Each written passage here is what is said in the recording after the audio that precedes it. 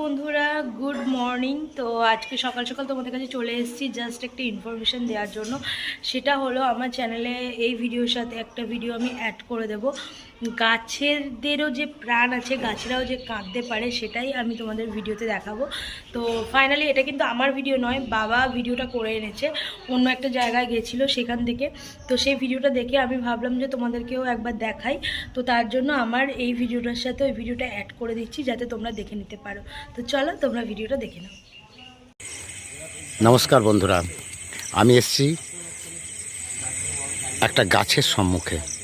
এই গাছটি সাধারণ একটি গাছ নয়, যোগ্য ডুমুরের গাছ।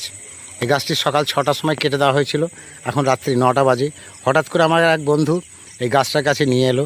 দেখা যাচ্ছে যে কাটা অংশ দিয়ে অনর্গল বৃষ্টির জল মানে অশ্রু ফোঁটার মতন পড়েই যাচ্ছে। এটা আপনারা কী চোখে দেখবেন জানি না, বিজ্ঞানের যুক্তিতে বলবেন যে তার শাখা পোশাখা যেহেতু কেটে দেওয়া হয়েছে, শিকড় থেকে জলটা সংগ্রহ করে সেটা শাখা পোশাখার মধ্যে ছড়িয়ে দিতে না পারায় এই কাটা অংশ দিয়ে এভাবে ঝরে পড়ছে। গাছটা কিন্তু যোগ্য ডুমুরের গাছ। এটা মানে দৈব গাছের মতনই, এর যেমন বেল গাছ, অশ্বত্থ গাছ, তেমনি যোগ্য ডুমুরেরও একটা গাছ। এই যোগ্য ডুমুরের গাছ অনেক দেবতাদের পুজো অর্চনার যোগ্যতে কাজে লাগে।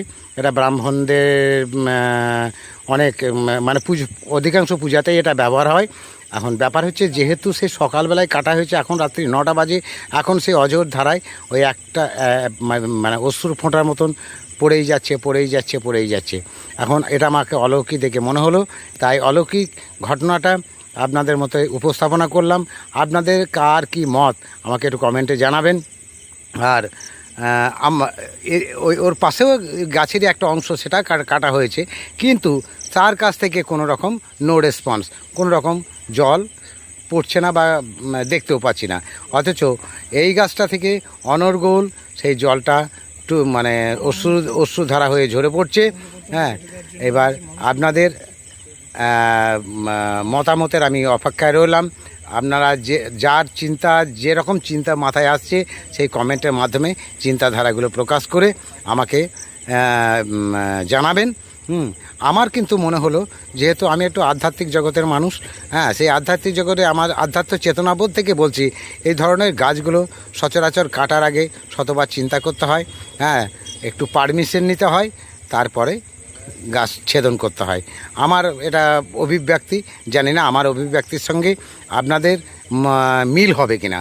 এবার ব্যাপার হচ্ছে, আমি সত্যি এই ঘটনা দেখে নিজে খুব মানে আপ্লুত, এবং কি বলবো যে চারিদিকে গাছ লাগান, এইভাবে গাছকে কেটে দেবেন না। গাছ হচ্ছে মানুষের জীবন। গাছ যদি আজ না থাকে, পরিবেশ রক্ষা হবে না। আর গাছেরও প্রাণ আছে। আজকে এটা মানে অনেকটা তার প্রকৃষ্ট উদাহরণ। অতএব গাছকে কখনোই মারবেন না, গাছ কখনো কেটে দেবেন না। গাছ যদি কাটতে হয়, তার আগের দিন মানে 3 দিন থেকে তার সঙ্গে পারমিশন নিতে হয় যে আমার এই অসুবিধার জন্য তোমাকে আমি ছেদন করব, তুমি আমাকে পারমিশন দাও, তারপরে আপনি কাটবেন।